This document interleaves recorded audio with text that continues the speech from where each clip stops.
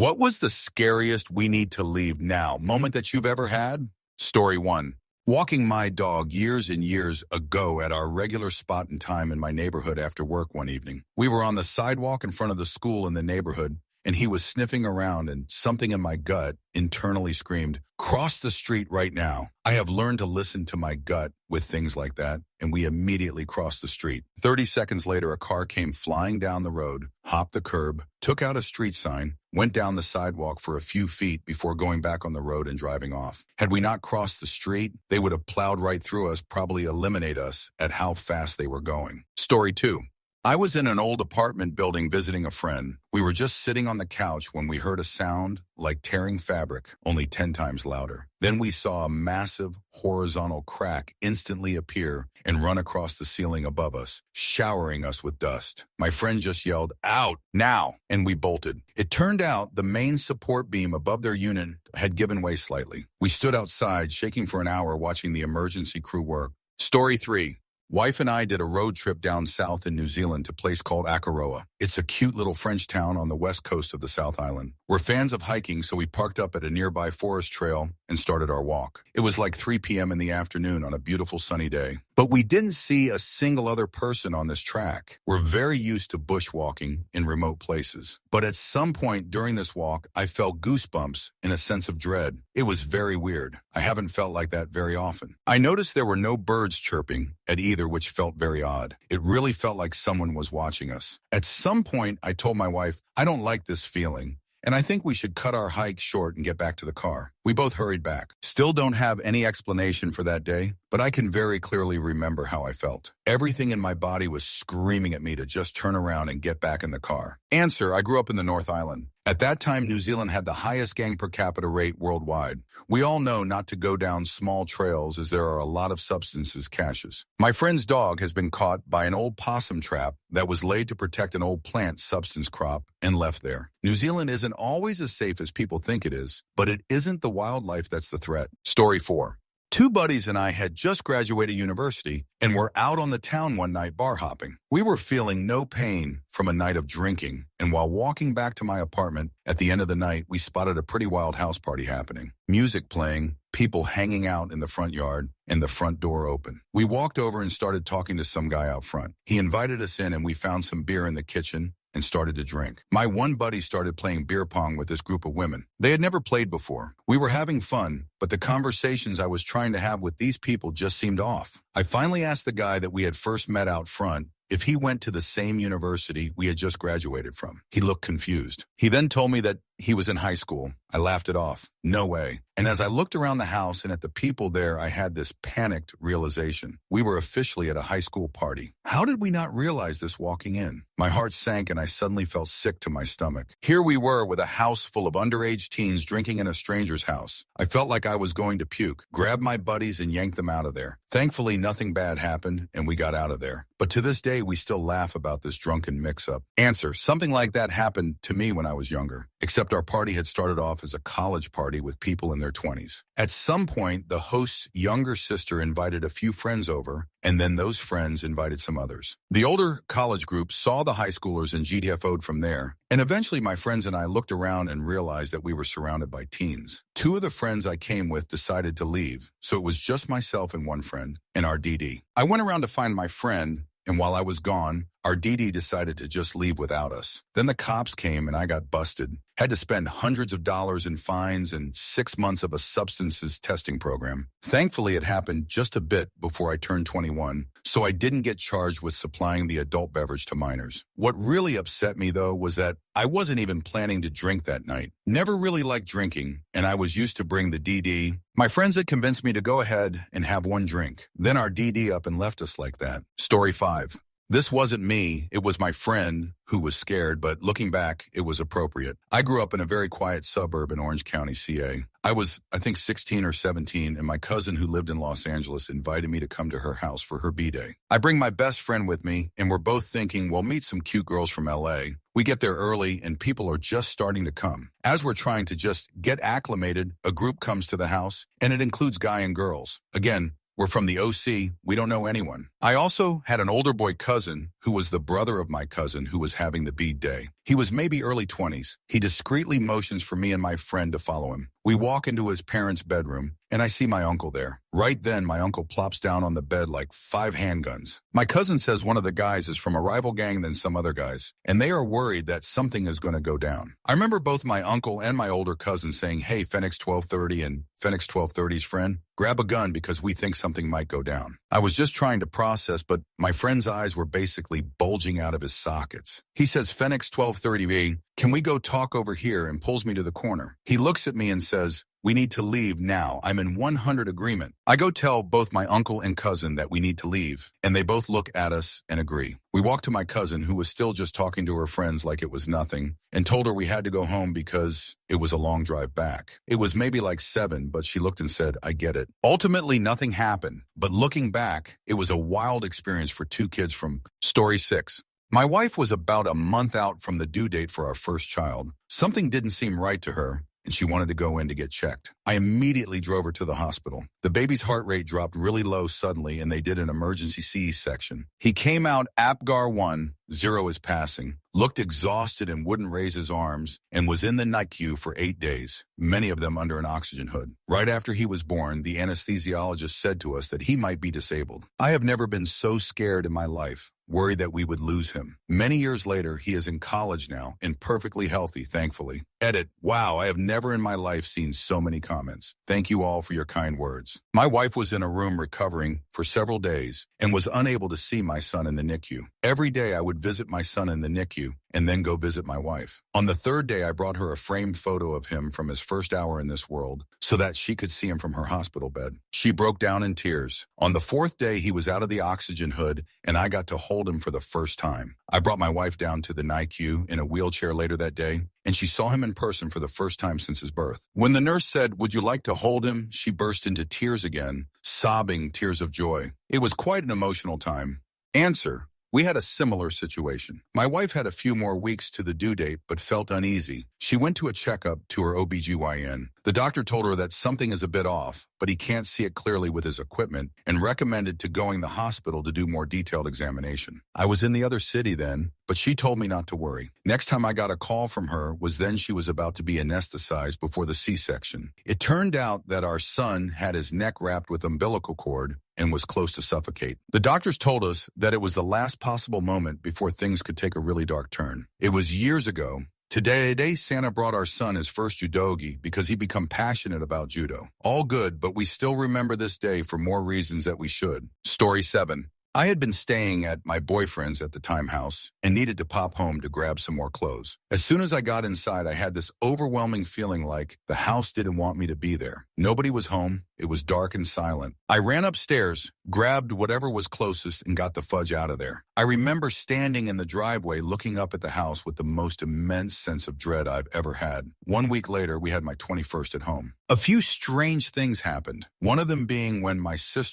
cousin and I were doing our hair, and I smelled what I thought was smoke. My cousin insisted it was just the straightener, so I let it go. Then my grandmother asked if I was cold because it was winter and my dress didn't have sleeves, we were inside, and if I should put the heater on. For some reason, I decided not to, which was very unusual for me. I always have it on in winter. While this was all happening, one of the downlights in the main room started flickering, which it had done periodically for a few weeks, but we never thought much of it. Later that night, when all the guests had gone and we were in bed, I woke up to the smoke alarms absolutely blaring. I remember being in denial and tried to tell myself it was the house alarm. It sometimes went off by itself. So I tried to key in the code, but nothing happened. Then, accepting that it was in fact the smoke alarm, I went downstairs thinking, where is this fire? There's no fire here. Sure enough, when I got down there and went to the main room, where all of us had just been, I looked up at the ducted heating vent and saw bright orange flames just frolicking around. It was unreachable. It spread between the 2 floors and melted a water pipe, making water fall out of the ceiling, which made no sense to me at the time, as I just could not process the danger I was in. We all got outside, including our 2 dogs and some guests that had stayed. We saw the whole house burn down. There was an explosion when it reached the gas. I have never felt such intense, acute terror since. Later, when the engineer inspected it, he said it started from a faulty downlight and had been smoldering for at least a few days. That explained the smell when we were doing our hair. It explained the flicker flickering light. And if I had turned the heater on that night, it would have ignited with all our guests inside, and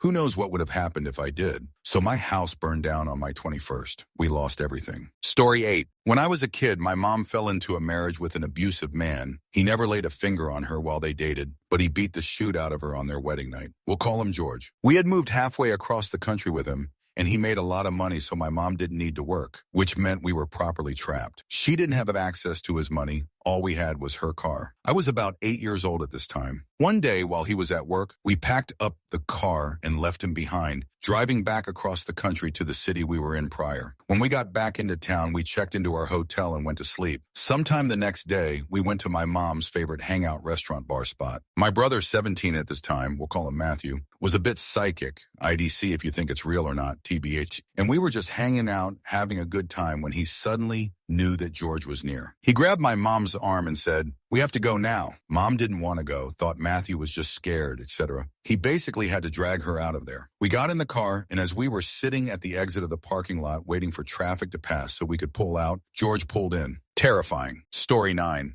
I was a kid meeting my father downtown. Mother was driving and picking him up. She accidentally turned down the wrong street. 6 guys approached the vehicle, and Mom started freaking out, throwing the car in reverse. They obviously were selling and didn't get aggressive. I remember thinking they looked safe-ish, but my mom was scared out of her mind with little me in the back. We didn't score any cool substances, but got out of there and found our pickup soon after. Story 10. This was 4 years ago, right after COVID. Went to a well-known Cancun all-inclusive resort on vacation. It was super early morning, just past dawn. Had the infinity pool to myself and took advantage. Wandered to the infinity edge, which looked out over the beach and ocean. I'm there at the edge enjoying the view when motion below me caught my eye. 2 guys were below me, behind the hotel sign, digging in the sand. They pulled up a box, a little bigger than a shoebox. Something told me not to move, but also not to look. I shifted my gaze, feeling oddly both calm and terrified, so that I was looking at the horizon like I hadn't even noticed them. My peripheral vision confirmed they stopped digging and were looking up at me. Nobody moved for a few minutes, then they went back to their work. I slowly glided backward away from the edge, then out of the pool and swiftly back to our room. Later that morning, as drinks and loud music got into full swing, 3 police officers came and were investigating the spot that they had been digging. I am positive my ability to look like I was just a dumb tourist enjoying the view kept me from becoming concerning to them. Answer: I was sitting at a Pizza 9 one day when they got robbed. I saw the robber walk in and double-taked because it looked like they didn't have a face. Then I saw a mask and realized what was happening. I was on my laptop and just pretended I was typing and focused on school. The guy left without interacting with me. But later, when we were looking at the cameras, he was definitely eyeing me every few seconds to make sure I wasn't watching. Sometimes it pays to look oblivious. Story 11.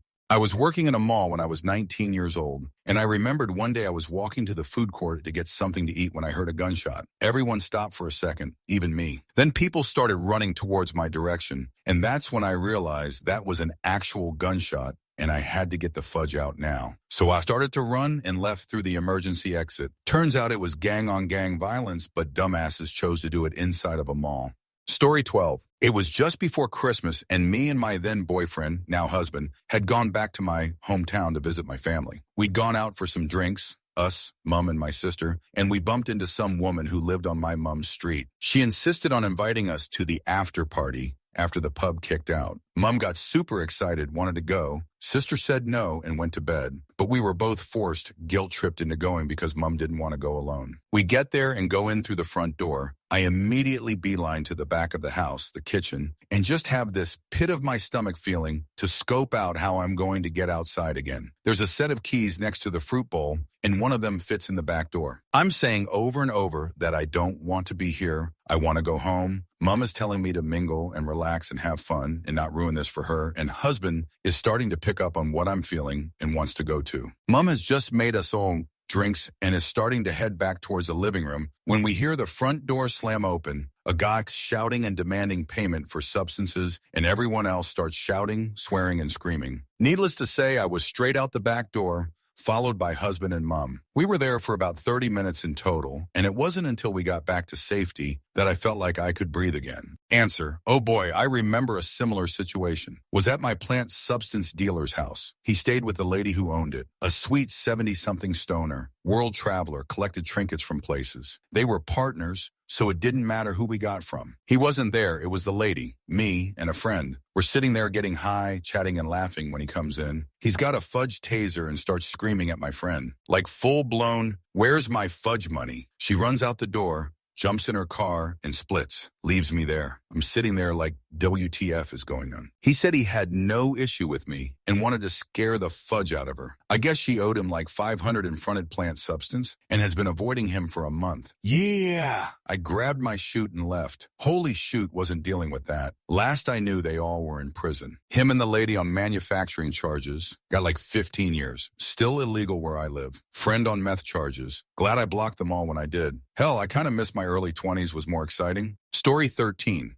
Car full of naive young teenagers on a road trip. My friend driving decided to do a lazy three-point turn on a corner on a winding road in the forest. He had fully blocked the road halfway through the turn, and I piped up from the back seat. Hurry it up, mate. A couple of motorbikes might come screaming around the corner. Just as he got the car back in its lane, 2 motorbikes came screaming around the corner. Story 14. When my husband and I were teenagers and first started dating, we were parked in an empty golf course for some privacy. We had been to this spot before, and it was a great place to walk around at night and then make out in the car. Tonight was different. As soon as we pulled in, something felt wrong. I reclined my chair back to hide myself, paranoid someone was watching us. We sat for a few moments making awkward small talk. I was suddenly filled with overwhelming dread and sheepishly asked if we could leave. My then boyfriend immediately obliged a little too quickly, considering the hormones of teenage boys and the plans we had to fool around. He peeled out of the parking lot, my seat still fully reclined, because at this point, I'm absolutely convinced we aren't alone. The bottom of the Honda scrapes the ditch of the driveway as we pull out in a panic. At this point, neither of us had communicated with one another what we were feeling, but his reaction was enough to know we were on the same page. We were in danger. We speed a few miles away before we broke the silence, and I put my seat back in its upright position. I tried to laugh it off and admitted I wasn't sure why I was scared. Neither of us really had an explanation for the sudden fear we both experienced, but decided not to question it too much. We found out after the fact there was a brutal attack on a couple teens walking home from the burger joint by the golf course by a schizophrenic homeless man. I'm convinced we both felt like someone was watching us because he was. And I know if we had gone on our normal late-night walk, something horrible would have happened. This happened almost 16 years ago, but I can still remember that fear so vividly. Story 15. In Madrid at 16 years old with my strawberry blonde classmate who looked like Bond girl, but with a pixie cut, milky skin covered in strawberry blonde freckles, and wearing short shorts with a tiny t-shirt that was basically a tank top. She refused everyone's advice and concerns about her standing out as an obvious tourist. It's a very busy area and we are desperate for American food. We're looking for a fast food chain that we heard about, and we turned down a side street to get to the door. Side street turned out to be an alley, and suddenly we are surrounded by a group of young men talking really fast. The guys are flirty and giving compliments. My friend is flattered by the attention, giggling and batting her lashes. But I immediately clock that they are moving us away from the street of people and trying to separate us from each other. I go nuclear. I start waving my arms around and I get loud. I grab her and start dragging her back to the street. She's pissed. I'm pissed. We're still hangry. She was a typical, small town, spoiled, self-absorbed, naive girl. She believed love was waiting for her and had found her in that alley, and she refused to acknowledge the danger she put us in. Her dumbass never forgave me for saving our lives. Story 16. On a trail in the Great Smoky Mountains, I can't recall the actual trail, but something like Indian Grave, and out of nowhere we heard this noise that we thought could only be made by a large, severely injured cow. All 3 of our faces drained of color, and we booked it out of there. Later we were sitting in a restaurant in Dollywood, and via YouTube, we found the source of the noise, a baby bear. I've never heard that noise before or since, but my heart missed a beat that day, and something deep in my animal brain knew to leave that location immediately. Answer. My husband and I went out to some farmland last year because it's a great spot for stargazing, and the farmer lets people in this particular spot of land. Normally, when I go either by myself or my parents, we shut the car off because it's easier to see the sky. This time I felt a little off and left the car on, and we walked a bit away from the car. I said to him, "Hey, Something is not right. Let's head back. And then we heard this god-awful sound, like a girl moaning or screaming. And then we heard the sound of a bear, and we ran as fast as we could to the car. The doors weren't even closed all the way before I sped out of the area. And on the way out, we noticed a car back into some brush with its lights off, and a man was just sat there staring at us. It scared me so bad that I've never been back, and I've visited that place frequently over the years. Story 17. My girlfriend and I were hiking Mount Carlton, 800 when all of a sudden our phones started sending multiple warnings of a tornado in the area. Reception is terrible there, so we only got the messages closer to the top, and for a usually busy hiking area, it was eerily quiet. The top of this mountain has a lone firewatch cabin from many years ago and a 360 view stretching miles of land in a national park. This is a spot where people would usually relax after the long hike and take in the sights. While taking in the sights, we could see clouds forming in areas, and another warning sent to our phones. We were already on high alert, but this was our, yep, let's get the hell out of here. As we started our trek down the mountain into a more wooded area, the sky all of a sudden turned pitch black, and the loudest snap of thunder we've ever heard came just from above us, giving us a nature jump scare. Seconds later, pouring rain came down and turned our trail into a small river, covering our hiking shoes. Soaked to the bone, but happy we were getting closer and closer to our car. A hiking trip to never forget. Story 18. Camping alone in the Himalayas, 2 a.m. I woke up to the sound of someone slowly walking around my tent, dragging what sounded like a metal chain on the rocks. Every step circled closer, then stopped, right outside the flap. Dead silence for 30 seconds. Then a man's voice, calm and clear. "Are you awake?" I grabbed my knife, screamed, "Yes," and started unzipping the tent to fight. The footsteps instantly sprinted away into the woods, packed everything in 4 minutes, left half my stuff, and hiked 6 kilometers in the dark to the nearest village. Still have no idea who or what it was. What's the fastest you've ever noped out of a situation? Story 19. I was staying over at a friend's house for the first time. I was around 11 or 12. Her dad took us to a gas station, and I grabbed some candy and went to pay. And he got angry, not like jokingly angry, but actually offended. I was going to pay for my own stuff. After that, I felt something was off and let him pay for my stuff begrudgingly. Before night, I just couldn't shake how uncomfortable I was. I kept thinking I was super sensitive, but I still called my parents and convinced them to pick me up. Come to find out, the guy was a pedophile and had molested a few of her friends during sleepovers. I found out a few months later that he had violation her and her little sister, and she invited friends thinking it would spare her, since he would focus on her friends instead. I'm now a mom, and I just feel so angry, but also pity her so deeply. She was willing to sacrifice her friends to spare her and her sister, and has to live with that now.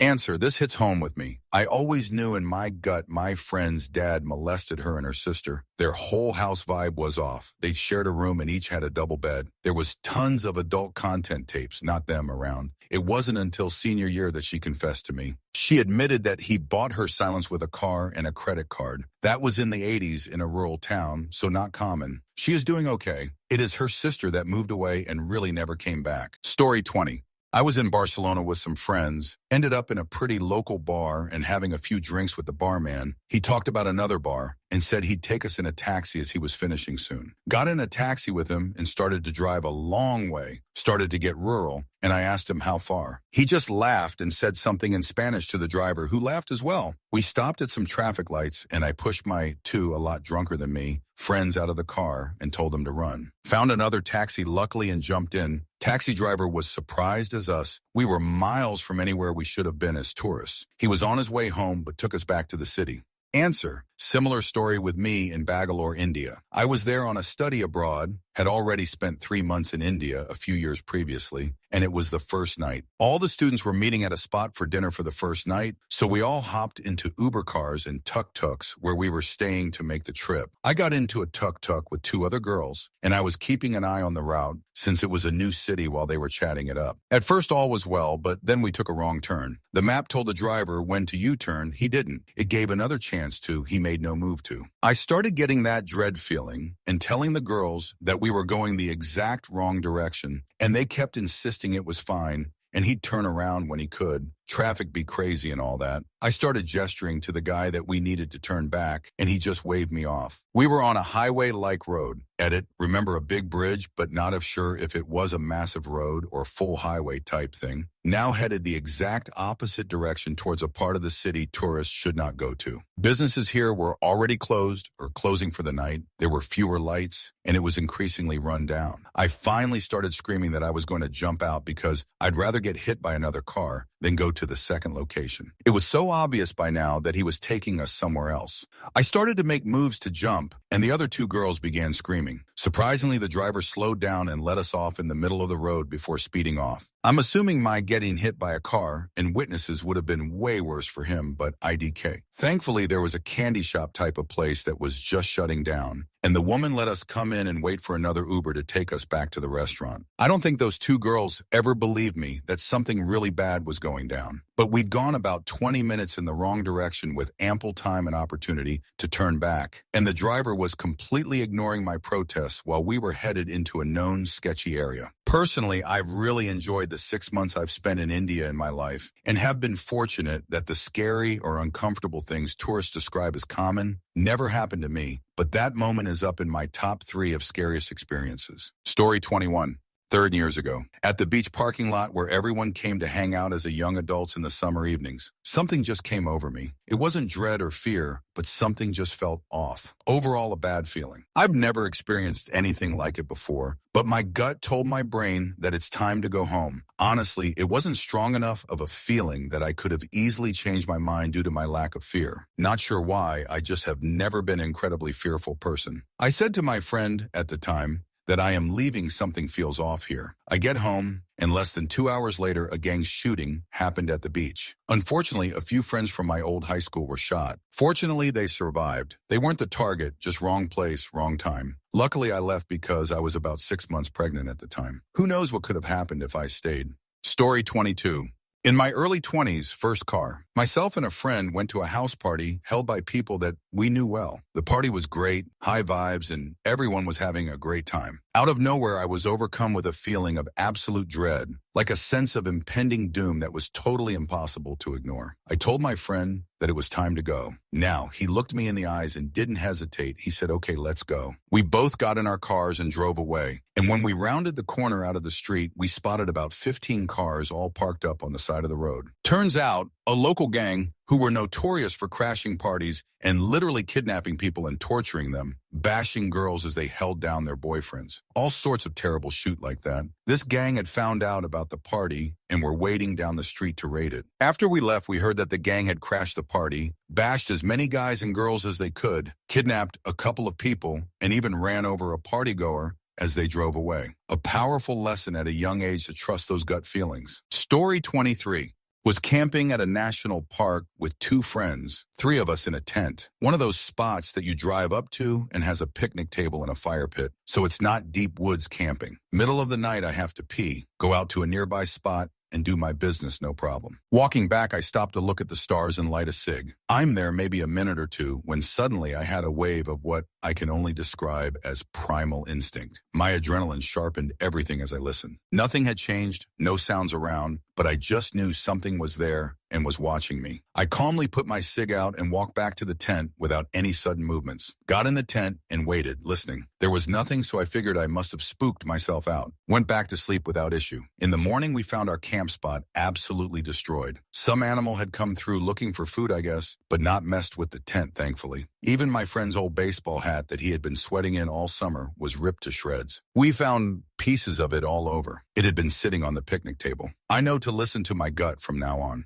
Answer. When I was a kid, we had a campsite in the Great Smoky Mountains that we frequented often with our black lab Molly. She was a great dog, stayed right by the camp with no leash, and never barked. But one night she would not shut up, and my dad just snapped at her to be quiet and lay down. When we woke up the next day, we found out a bear had come through and gotten in the coolers of both the campsites around us in the middle of the night, but had stayed away from ours because of Molly. My dad never told her to shut up again, LOL. If she was barking, we listened. Story 24. In high school, we were eating at a Burger King. A friend kept saying it was too hot inside, let's leave. No one else felt like it was, but she insisted. We all walked outside, and about 20 seconds later, a car smashed through the restaurant where we were sitting. Answer, I had a weird moment like this once. When my sister was a senior and I was a sophomore in high school, she would drive us to school. There were two potential routes, but we almost always took the shortcut route. We were nearing the place where the path diverged and in the lane to take the shortcut. I had a bad feeling. I asked her to take the main road instead. She switched lanes, and less than a minute later, the semi-trailer truck that had been directly in front of us hit a pothole, and a 16 2x4 was bounce slid off the top. It landed just where our windshield would have been had we stayed in that lane. Could have been a very different day. Story 25.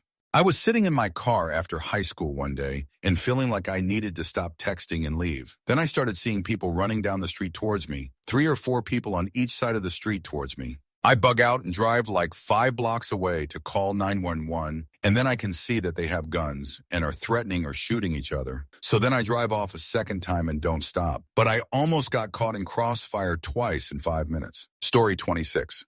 I lived in Philly for a while, around COVID times, and my job had me traveling to all different parts of the city as a job coach. I worked with folks with physical or developmental disabilities, went to their job sites to make sure they were getting accommodations, being treated fairly, and helping them build skills to work independently. Sometimes it would bring me through a part of town it was not great to be through as a lone person, especially because I had a pretty sizable chest and hips and not a lot of height. I was getting out of a site somewhere in Kensington late afternoon. I was checking my phone for transit when I started to get antsy. I've been anxious before, cautious and all, but this was a whole new level. I was starting to shake from the dread, but the street was pretty empty. After a few seconds, it just seemed like I started moving involuntarily. Started to walk fast away and down the street. Turns out a guy came out of the overgrown lot I was next to and started following me, shouting at me to come to him, calling me a meanie, threatening me for being there. Luckily, I happened to pass a halal food truck, and the chef decided to jump out with a fudge-off big knife and started yelling at the guy. Guy had a knife of his own, but didn't think it was worth it to pick the fight, I guess, because he backed off. I was too shaken up to ask the chef his name, but he stayed out of the truck with me until an Uber came. Like hell, I was going to venture off on my own again. He didn't speak English, and I don't speak Arabic, but I know the kind tone to know he was trying to comfort me. Even gave me a lamb gyro for the road. He saved my life, and I wish I knew his name. It wasn't the only time I was saved by strangers in Philly either. I have to thank the POC community specifically for taking care of my white jerk, because I never got help from the white folk when it came down to it. Here's to halal chefs, street corner guys, subway ladies, shopping cart retrievers, and the one guy who caught me by the backpack so I wouldn't fall down a flight of concrete stairs when my knee gave out. Kept me safe. Answer, been in the Philly area all my life. Kenzo crazies are scary as shoot when they are off their rockers. Glad to hear that dude stepped up. While you do get the crazies like everywhere else, every time something's gone down, be it an accident or someone trying to hurt or harass someone, anytime I've seen it in Philly, there was someone who stepped in and tried to help. Philly has a rough reputation, but I like to think that past that Philly folk try to help out anyone in trouble. They'll call you and jerk for catching a flat tire and messing up traffic, but they'll do it while helping you push your car to a safe spot to change it out. Story 27.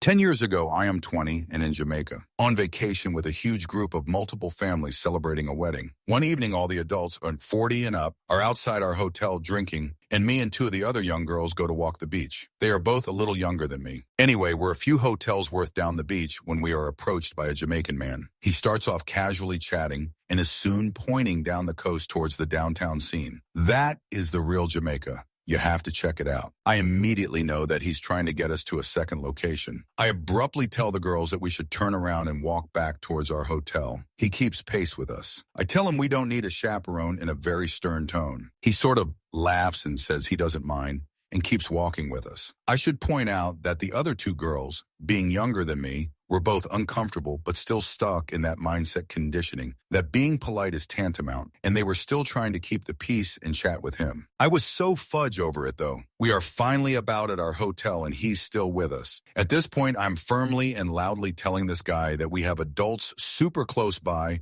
who will be wondering where we are. We are at our hotel, and we aren't going to a club with him. Like him, pretty loud and insistent. We are approached by a dude who looks young, probably the age I was. 20. White, looks like a tourist. For a moment, I felt relief. He heard me, saw what was happening, and was stepping in. Then he shakes hands and gives a quick bro hug to the Jamaican dude. Oh, fudge. That moment, I felt fight or flight. It was time to go. He introduces himself, and before I have time to react and assert myself, the two of them have one, tied Rasta bracelets to our wrists, and two, pulled out 3 red stripe bottles and uncapped them, handing one to each of us. In regards to the bracelets, I vividly remember looking at my wrist and thinking, they've marked us. White dude is chatting with the youngest of us 3, a doe-eyed blonde who is only 17, and nervously laughing and going along with what he's saying. I step back for a moment and say to the other girl very firmly, we need to get the fudge away from here. White dude pauses in his friendly convo for a split second to make eye contact with me, and his mask slips for the tiniest second. Pure hatred. At this point, I'm finished letting the other 2 girls play pretend polite. I grab both of them, turn around, and yell super loudly behind us. We aren't interested. Go away. Like I said, the rest of our group wasn't far. They were drinking less than 50 yards away. I'm not sure how our story would have ended had I been more naive, but I'm also not interested in knowing. Story 28. I was hiking with some friends in Rocky Mountain National Park in Colorado. We had gotten pretty far into the trail, and it was getting close to the evening. All of a sudden, a blood-curdling scream came from the underbrush. It was pretty distinctively from a mountain lion. Obviously, we turned back and started walking calmly in the other direction. Throughout the hour-ish walk back, the feeling that we were being watched never left, and we heard noises from the mountain lion several more times, indicating that it was stalking us. Story 29. My family was living in South Sudan during the Civil War some years back. I was 11 at the time, and I remember waking up to shooting all around our house and in the village. Once it died down, the whole village left and went to the refugee camps in Uganda. We followed them and moved to Uganda as well. It was a very scary and traumatizing time. Story 30. Not quite a leave, but I was living in Kansas. My boyfriend and I were sitting on a friend's front porch when cops came flying up the street, slammed on the brakes, and yelled, "Get the fudge in the house." We did. Our friend wasn't home, but thankfully the door was unlocked. Turned out, there was a man walking around shooting anything that moved. We didn't know this at first. This was around 2002. So we didn't have the net in our pockets. Our friend came home maybe an hour later and told us what was going on. Not long after, there was commotion in the backyard. It was the guy with the police on his tail. They arrested him a few feet from the back door. Story 31. Not really a scary one, but this past summer, me and my family were at the fair, and this guy kept running into my grandma. My grandma was 79 years old at the time, I might add. We were just going through the fair, and at 3 different times throughout the night, this guy just kept happening to find where we were at. By the 3rd time, we said, let's go, because this guy was clearly stalking us, or more specifically, my grandma. Why? I have no clue, but we weren't going to stick around and find out either. Story 32. My husband and I went on a road trip across the province last year, and on the last part of the trip, we booked a hotel for the night because we were too tired to drive. We checked into the hotel, went to our room, and I immediately felt uncomfortable. Something just wasn't right. Went to use the washroom, and the toilet overflowed so much that it went past the bathroom and into the bedroom. So we switched to a different room. There were some tipsy people out back, blood on the ground in front of our door. We could hear women screaming in the woods behind the hotel, and we saw some guys pull up into a van and unloading hundreds of boxes into the room next to us. I started crying and said, "We need to leave. I don't care that the room was already paid for, and I don't care how tired I was. I was driving the rest of the way home, 9 hours. A week later, there was a news report of that hotel being used for trafficking women and substances. I'm so glad we left that night. Story 33. Picture it, early 90s, hanging out with a girl I knew from middle school at her house. Her mom was at work, but her stepdad was home. He didn't say anything that was weird, but his presence just bothered me. The way he looked at both of us and the way he just lingered. Fast forward to later that evening, and it was time for me to go home. It was the 90s, so it was my mom said I could go to her house if her parents would drive me home situation. Her mom had just gotten home and was tired from work, so the stepdad, overly eager, announced he would drive me home. He told his wife to relax and don't worry about it, that he didn't mind at all taking the drive. I had a huge knot in my stomach and immediately begged the mom to please take me instead. He drove an 80s creeper van, and his excitement to drive me home made my skin crawl. After some back and forth, her mom agreed to drive me, and I felt so relieved. Needless to say, I never went back to her house after that. Now, 20 years later, she talks about her abuse and advocates for mental health stemming from childhood trauma on her social media pages. I'm so glad I trusted my gut at such a young age. Story 34. I have told this story to friends many times before, but I never posted it on Reddit. I am a female mountain guide. About 10 years ago, as a recently graduated mountain guide, I decided to go on a solo approach to where I wanted to set a base camp to climb a mountain in the Darwin Range, South America, and being purposefully vague. The first part of the hike shared a known multi-day hiking trail that sees some traffic in the summer. It's quite a remote area though, so not a lot. And at some point I was planning to cut north and thread my own way to where I wanted to go. I was planning to stay 2 nights scoping the area. It was winter, by the way, so I wasn't expecting to find anyone even on the hiking trail. It had snowed the day before, so I was opening trail in mid-calf snow, which wasn't a problem. About an hour in and I got joined by 4 stray dogs, and after 3 hours, 2 of them were still with me. Goldie and Blackie. My naming skills are basic. Maybe 5 hours in, I'm sitting having a snack in a group of 13 men, age range 25-55, catch up to me. We make small talk, and they are doing the multi-day route. I don't specify where I am going. I was only about an hour and a half from where I wanted to cut right and doing really good time, so I decided to chill quite a bit on my pace after that. 1 hour later, I stop in a big opening for lunch. The group catches up and decides to also stop there. I was eating some bread and cheese, which I had finished, and 1 mandarin. The group had leftovers from a barbecue. Goldie and Blackie stayed with me the whole time and didn't beg any food from them. In fact, when one tried throwing a bone, Blackie growled and the hairs on his back stood. Boy, I got this immediate feeling I had to get out of there right then. I mean, any stray dog choosing to beg for an orange instead of a bone? That's weird. But since the trail was fresh, I didn't want to go first and show where I was going with my steps. So I let them go first under the excuse that they would pack the trail for me and make it easier for me. The whole time the conversation is pleasant and there is nothing outwardly weird, at least from the people I'm talking with. But I can't shake the feeling. So when I knew I was close to the cutting point, I fell back from the group and without saying bye or anything, just cut from the trail. I walked another 2 hours to the base of the mountain I was scoping and set my camp in an opening, hidden behind some bushes. It was still quite early and I had plenty of time for exploring the next day. Honestly, I felt a bit silly for not even saying anything and just vanishing like that. That night, Goldie and Blackie are still there with me, but temps were cold, about 14 C, but next to the sea that is so cold and humid. I felt bad for the tarn, so I let them into my tent, with the flap a bit open so they could do their business. 3 living things inside a tent was a lot warmer than 1 anyways, but I stank of dogs so bad afterwards. We shared some dinner and went to sleep. About 2 a.m., they start growling bad. I don't know these dogs, and it kind of freaked me a bit because I didn't want to get bitten. But they were growling to something outside the tent. No big mammals in that area. Maybe a fox, but no animals I should be worried about. I shortly consider turning on my flashlight and having a look, but again, that gut feeling stops me. I had a big hunting knife, but I know that nobody wins in a knife fight, let alone the 48-kilo small woman. The 2 dogs leave the tent in a chase, growling and barking, then return and lay next to me again. The situation happened once more at about 2:40 a.m., and then no more. It wasn't my most restful night. I want to clarify that whole time there weren't any yelling of my name from anyone that could be part of a concerned search party. In fact, there were no lights at all. I peeked outside without my lights on.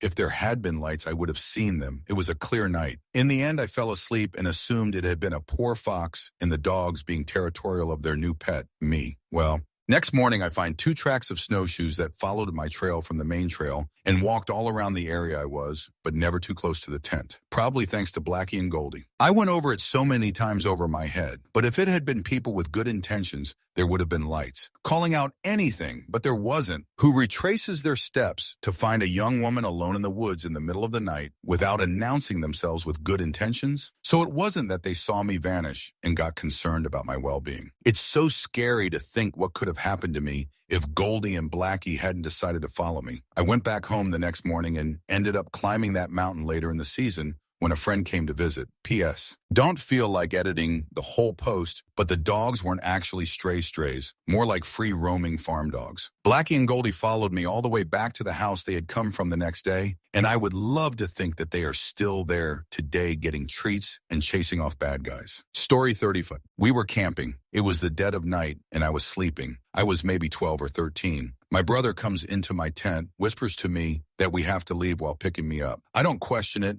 and I just go. We drive for a bit until he pulls over and makes a call. He tells the police that a man was walking around our campsite with a gun, threatening to eliminate us. We found out later it was his girlfriend's dad. Fun times. Answer, okay, similar, but without the gun nut. It was the dead of night. I was 7-ish, and my little brother woke me up because he was scared. I, in turn, woke up my dad and said something is wrong. We need to get up. He woke up unhappy. Then he saw the sky. He woke my mom and we packed fast. While we were putting things in the barn, the water started rising. My dad said, fudge whatever is left. We all jumped in the car and drove away. Turns out the campground we were in, somewhere in Nebraska, was in a floodplain, and some crazy storm hit miles north and flooded the rivers. Story 36.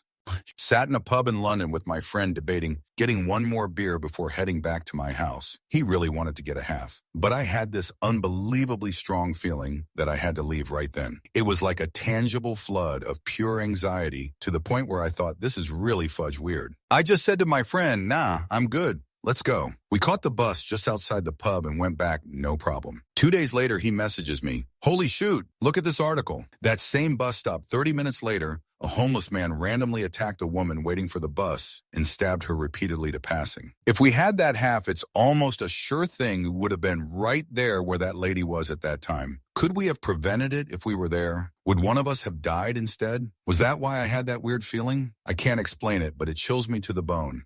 Answer. Just a few months ago, my girlfriend and I were in Tangier at a Syrian place, sitting outside near midnight, and we heard a homeless woman begging for money with her kid and berating anyone who didn't give her money. At first, it was funny because she was very colorful with her insults, but then she came a little closer toward our table. We were separated by a hedge fence, so she didn't talk to any of the restaurant patrons, including us, but we could smell her now. She smelled like stale piss. It eliminated our appetites, and we paid inside and left. As we were walking back to our hotel, the long way to avoid her, a few minutes away, we heard a commotion. The next day, we read that she'd thrown acid in the face of someone who hadn't donated to her. Story 37. Climbing a glacier, it's a beautiful day, but we can see clouds on the other side of the mountain, and it sounds like thunder. We get close to our destination, about 150 millers from a rock face we need to pass through, and clouds roll in fast. The temperature drops, and we can't see the rock face we are going towards, so we take a break to see if it blows through. One of our group went up the hill a bit to relieve themselves, and suddenly, a bolt of lightning hit the rock face, arcing across the gap we were planning to go through. Skidded, slipped, and rolled down the glacier to get away from that FRN. Story 38. I've posted this a couple of times. My family was crossing the English Channel on a ferry. It was 1979. My brother, then age 11, and me, then age 13, got bored sitting around a large lounge with our parents, so we wandered around looking at stuff. This guy approached us and asked if we were Canadian. I was wearing a t-shirt from the Canadian Embassy Club in Moscow. We said we were, and he said he was too. We chatted a bit about where we were. He looked like he was in his 20s. I can still remember his shoulder-length hair and his 70s mustache. He told us he had bumper stickers on his car, which was parked several levels below us. He invited us to go to his car and see the stickers. We both said no. We kept chatting, and he kept trying to get us to go down and see his car. It was getting really creepy, so I grabbed my brother and said we were going to go have dessert with our parents for some lame reason. We told them what happened and hung around our parents for the rest of the evening. I couldn't figure out why he was trying to lure us to his car. I was already chesty at age 13, but why invite my brother if he wanted to molest me? We were a little young to try selling substances to. Story 39. So my house is about 12 kilometers away, passing very silent plantations. From my high school, and normally I go back home for lunch before the extracurricular time started. School ended at 1300, but extracurricular started at 1500 hours. Usually I go back home with my friend, but at that time I feel very scared on going back home. So I successfully bugging my friend to not go back home early and wait like 30 more minutes. There's robbery in the middle of the road. We passed like 15 minutes before we reach that part, and the guy robbed gets his hand slashed, like no more hand slashed. Thankfully he's alive, but seeing the blood smeared everywhere on the road churns my stomach. That delay I did might save our life. Story 40. I went to a house party in college with a group of 5 other friends. It was hosted in a lofted apartment, and the whole drive there, I kept saying we shouldn't go because I just had this horrible gut feeling something bad was going to happen. An hour after arriving, mid-beer pong game, There was a loud cracking noise and the floor gave out, similar to the way the Titanic split in half. Myself and the group I went with all fell 12 feet to the concrete floor below, along with the folding table and a bunch of glass bottles. The only people hurt? Myself and two of my friends. I remember looking up once I hit the floor and seeing the refrigerator about 2 feet from falling down on top of me. I think I said I told you so for the rest of the year, haha. Story 41.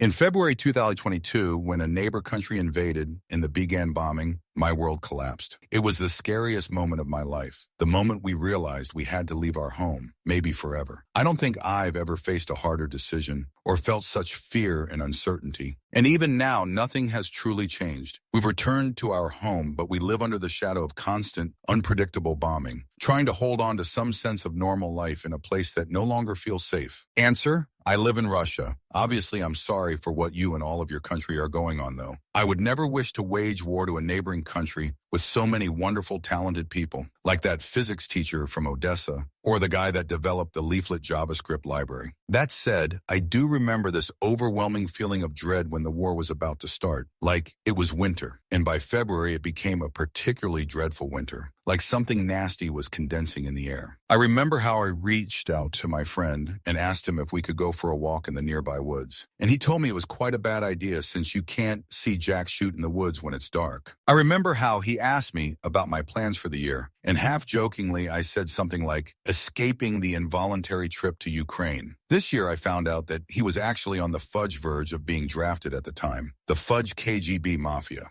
Story 42. In 2008, in college, my friends and I broke into an old abandoned hotel from the 1930s in Mineral Wells, TX. It was straight out of a time warp. Out of, I believe, 12 floors, we made it to 3. We went up past the pool. Apparently, the hotel was famous for this because of the minerals in the water that supposedly cured illness. Around the kitchen and massive ballroom floor, past the old elevator with the pool gate where a kid apparently got his head severed, and by lots of old creepy bedrooms with furniture still in them. Then we heard a noise, a super loud screeching noise down a hallway that was pitch black. We all shined our lights in the direction, saw nothing but the sound was getting louder and louder. We all bolted as fast as we could. No clue what it was, but I've never been more terrified in my life. Answer: I'm a social worker and regularly work with homeless folk. One man told me he once lived in an abandoned factory for over a year and once woke up to the sound of some teenagers exploring. To scare them off, he started screaming and charged down a hallway at them in the dark. They ran off screaming, leaving some of their stuff behind and never came back. I wonder if it could have been someone messing with you. Story 43. I've posted this before. Took a train and bus trip around Ireland in '78. Was going into Sligo when I had an instant feeling of overwhelming dread. Something I'd never had before or since. It was heavy and oppressive. I just grabbed my stuff and ran across the platform to get a train going right back out. I ended up in Mullingar where I had a great stay and dinner with people I met at the BB. So maybe that was what was supposed to happen for me. I have never been able to figure this out. Story 44. 1991. First Gulf War. I was 9 years old. The first night they started air raids, my older brother woke me up telling me to grab my glasses and run to the basement. Keeping a hold of those glasses became the most important thing for me to do ever. And since Story 45, not really scared, more like a nope moment. I drove for Lyft off and on for about a year. This was in Charlotte, NC. I took on a ride that was in an outlying neighborhood at the airport. So I go to the address and it's on the road with a few houses, all dark. Street lights were few and far between. I get to the address and I can't find any house numbers. I pull into the driveway that's listed, wait not even 30 seconds, and get a feeling something isn't right. No house lights come on, no message or call. Asking to wait, I don't see anyone. So I back out and leave. Right as I get to the end of the street, I get another ride request for the same location. I declined and got out of there fast. Walking home one night, I tried to take what I thought was a shortcut through an industrial park. I lived in the area my whole life. I knew there was a way through, but couldn't check as my phone battery was depleted. So I'm walking in what I feel is the right way and get towards the edge of the industrial park. The road keeps going, but there are no streetlights there. The road looked like a fairy tale description of what you expect a dark tree-lined road would be. That feeling of a bad idea to travel down that road was so overwhelming that I went back and took the long way home.